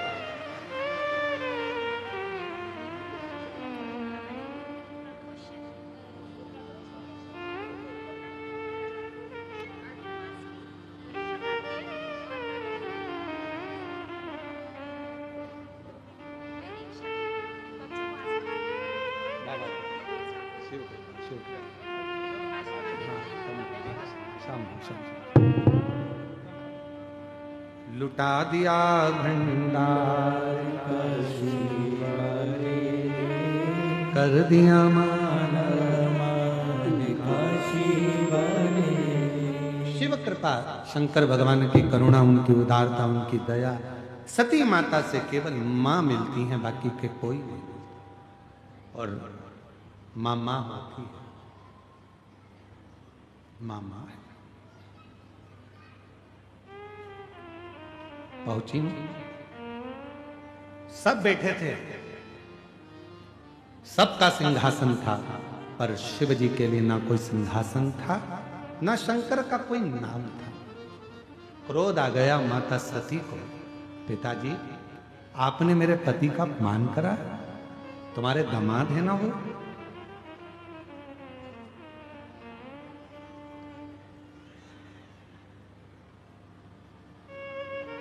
तुम्हारे तो जमाई हैं। इतने में तो दक्ष प्रजापति ने कह दिया जमाई नहीं यम है। क्रोध आ गया मां, क्या करूंगी ऐसा शरीर रखकर जिसके पति को यम कहा जा रहा है। शिव का ध्यान करा माता सती ने, यज्ञ कुंड की अग्नि की ओर भागी मां सती और अपने प्राणों को त्याग दिया। हाहाकार मच गया। स्वामी यम कहां है तुमको, यम कैसा होता है, दिखाना मेरे पिता को। शिव ने जटा में से एक बाल तोड़ा, दे फेंका, वीरभद्र उत्पन्न कर दिया। ऐसा रुद्रगण सामने आकर खड़ा हो गया। आज्ञा प्रभु। भगवान कहते हैं जाओ अब दिखाओ जमाई कैसा होता है। जाकर दक्ष प्रजापति का शीश काटा, शीश कटा, अग्नि में गिरा, अग्नि में जाकर गिर गया शीश।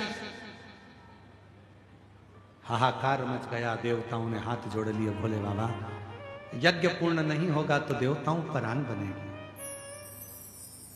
दक्ष प्रजापति के मस्तक पर, धड़ पर बकरे का मुख लगाया गया है।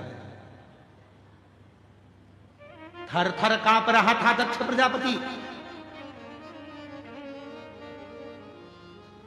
सामने जमाई के रूप में यम स्वयं नजर आ रहा है। लग रहा था कि अब तो मृत्यु निश्चित है, निश्चित। इसलिए आज भी ससुर के प्राण छूटते हैं तो जमाई को सामने नहीं रखते। अब तुम्हारे इधर ऐसा होता हो तो बात दूसरी हो, पर अगर बहुत बुजुर्ग कोई व्यक्ति है और प्राण जा रहे हैं तो जमाई सामने नहीं आता।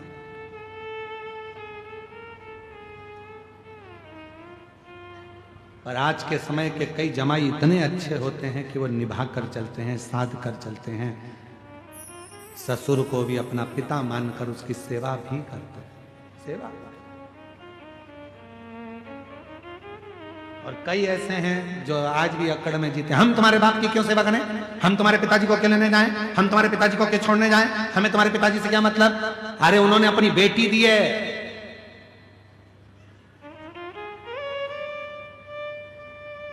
शिव महापुराण की कथा कहती है लड़की को लड़के के माता पिता का आदर करना चाहिए, और शिव पुराण की कथा कहती है लड़के को लड़की के माता पिता का आदर करना चाहिए। वो भी माँ बाप हैं और ये भी माँ बाप, वो भी माँ बाप है और ये भी माँ बाप है। आप अपने सास ससुर का आदर करिए और आप अपने सास ससुर का आदर करिए, आप इनका सत्कार करिए, वो उनका सत्कार करिए। पर होता उल्टा ही है। हर लड़की ये चाहती है कि तुम हमारे माँ बाप का सम्मान करो, भले हम तुम्हारे करें चाहिए। आदर बराबर का होता है तो माँ बाप वो भी ना, तुम्हारे पति के माँ बाप हैं तो माँ बाप वो भी तुम्हारी पत्नी के माँ बाप हैं, दोनों का बराबर आदर होना चाहिए, दोनों का सम्मान। लड़के को चाहिए कि वो लड़की के माँ बाप का करे और लड़की को चाहिए कि वो लड़के के माँ बाप का करे। आदर जो सम्मान। जब भी लड़की अपने लड़के के पति के माँ बाप से मिले तो चेहरे पर प्रसन्नता हो, और जब भी लड़का दामाद अपनी पत्नी के माँ बाप से मिले तो उसके चेहरे पर प्रसन्नता हो। भगोने जैसा मुंडा नहीं, भगोने जैसा। पर ना जाने कौन सी अकड़ रहती है, कुर्सी पर ऐसे बैठेंगे जैसे कि हम दामाद हैं तो हम काय को। जाओ जरा चाय लिया, और मन में सोचे तो जूता ला दे, चाय तुम्हें मालूम नहीं है हम दामाद हैं। अरे नमन हो, जैसे हमारी बहन नम्रता रखती है आपके घर में, वैसी नम्रता आप रखिए हमारे घर में, तो चलता है परिवार, नहीं तो कोई परिवार चलता। दोनों की नम्रता, दोनों की सरल, दोनों की सरल। बेटियों से निवेदन है वो भी लड़के के जो पति है तुम्हारा उसके माँ बाप का पूरा आदर करिए। जब भी सास ससुर से मिलो वो दो शब्द कह भी दें, ताना दे भी दें, तो भी तुम्हारे चेहरे की हंसी नहीं जाना चाहिए, तुम्हारे चेहरे पर प्रसन्नता रहना चाहिए।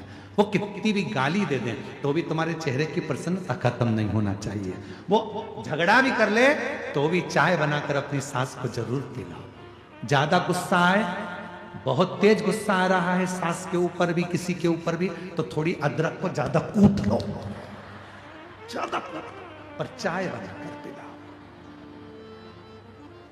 और ज्यादा गुस्सा आए तो आलू के पराठे बनाओ, आटा भी अच्छी जमजम के उसमें गुस्से में, और आलू को भी मलो ऐसे लपक के कि पूरा गुस्सा उस आलू पे निकल जाए। तो आलू के पराठे खा लो, चाय बना के पी लो, पर अंदर गुस्सा मत रखो। फिर कितनी भी नाराजगी हो एक दूसरे से प्रेम करना प्रारंभ करो, प्यार इसमें करो, केवल मोबाइल पर नहीं। आई मिस यू, केवल मोबाइल पर नहीं। मिस यू की जगह लिखो आई विथ यू, तुम्हारे बिना रह नहीं सकती, तुम मेरे साथ हो। माँ, मम्मी तुमसे बात नहीं करती हूँ तो मेरी चाय नहीं पचती है, मम्मी तुमसे झगड़ा नहीं करती हूँ तो रोटी का मजा नहीं आता, इसलिए झगड़ लेती हूँ। आई विथ यू, मैं तुम्हारे बिना रह नहीं सकती। माँ तुम सास नहीं मेरी माँ हो। और दामाद से निवेदन है ससुराल में जाना तो उसको भी याद आए तुम्हारी कि मेरा दामाद नहीं मेरा बेटा आया है। आई विथ यू, तुम्हारे बिना नहीं रह सकता, अच्छा लगता है। पापा तुमसे मिलता हूं ना अच्छा लगता है, मम्मी कभी कभी आता हूं ना अच्छा लगता है। अच्छा लगता है। अब मालूम पड़े सास इधर मुंह फुलाए, बहू उधर मुंह फुलाए, दोनों उधर वो अपने कमरे में बैठ के न्यूज चैनल देख रही हो और तुम इधर बैठ के कुमकुम भाग्य देख रहे। काम जी प्रेम बड़ा मां मिली है, क्रोध वीरभद्र ने दक्ष प्रजापति का सिर कट गया, सती माता जलकर भस्म हो गई। शिवजी आए, देखा मां सती के शव को, शरीर को उठाया, अपने कंधे पर तांडव रचना प्रारंभ कर दिया भगवान शंकर ने। शिव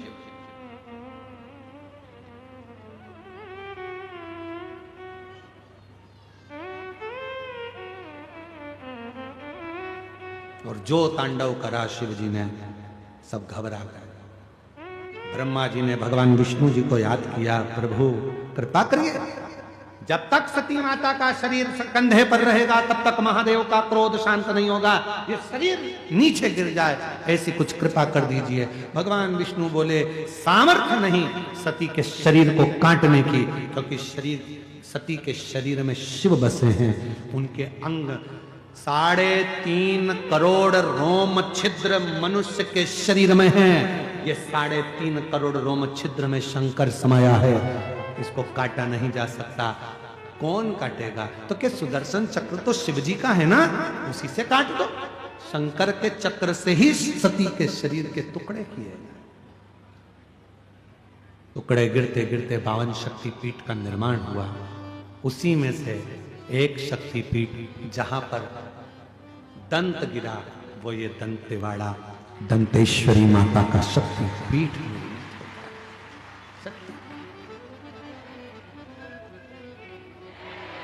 दंत गिरा, शिव जी की प्रियता मां सती।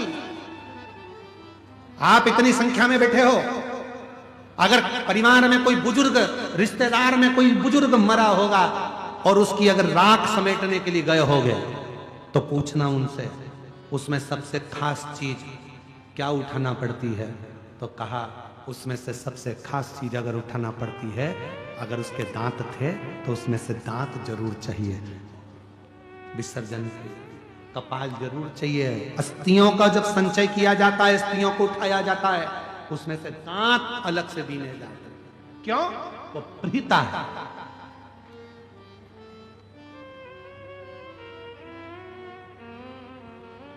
पूरे शरीर की हड्डियां ना मिले, एक दंत भी मिल गया और उसकी भी क्रिया कर दी जाए तो पूरे जीव को मुक्त हो जाता है। उसी तरह 52 शक्तिपीठ में अगर कोई ना पहुंच पाए और जिंदगी में एक बार मां दंतेश्वरी का दर्शन कर ले तो पूरी शक्तिपीठ का फल प्राप्त हो।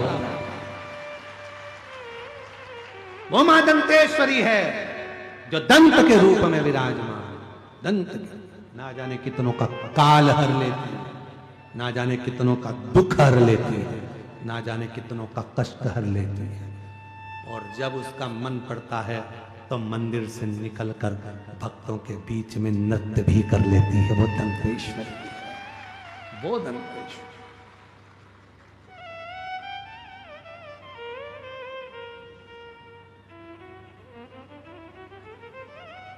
कितने किस्मत वाले हो दंतेवाड़ा वालों, घर जाके नजर उतरवा लेना।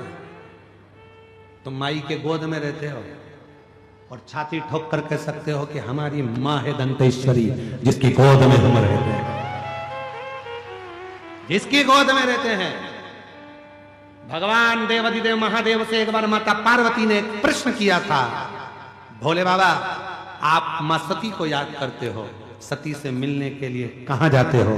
शंकर भगवान ने कहा वो बस्तर का क्षेत्र, वो दंतेश्वरी के दांत का स्मरण करने के लिए।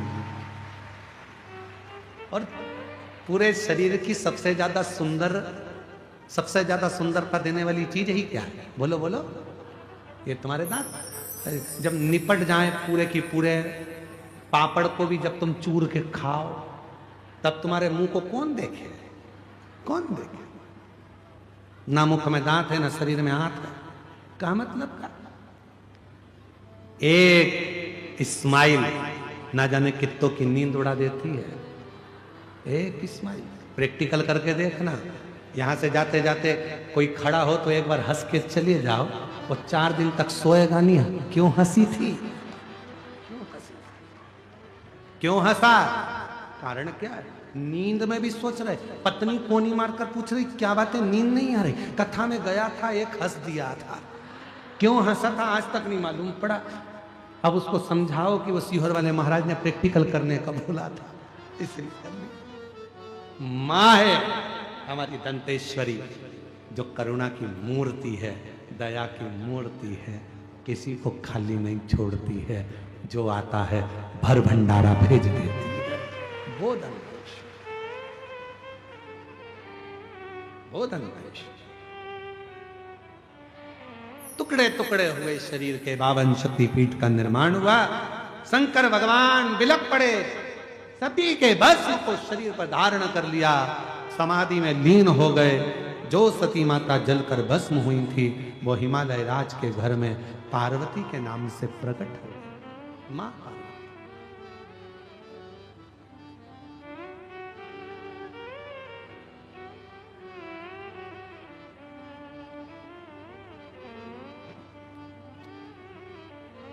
आज के समय में लोग कहते हैं हम आपकी भावना को समझते हैं। हम कहते हैं भावना मत समझो, बोल की वाणी को समझ जाओ, शब्दों को समझ जाओ तो समझ गए कि भावना को समझ गए। आज शब्द नहीं समझ पाता है, बाहु समझने चला, शब्द को भी तो समझो।